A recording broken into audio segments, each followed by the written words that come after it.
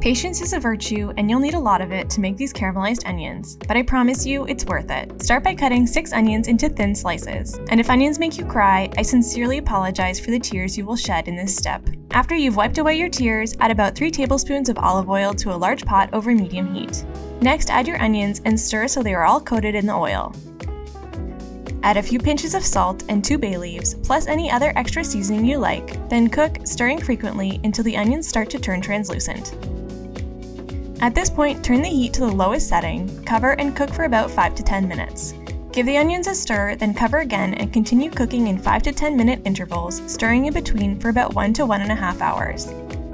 After a while, you'll notice the onions will change color to a golden amber and finally to a kind of orangey brown, and the volume will have reduced significantly.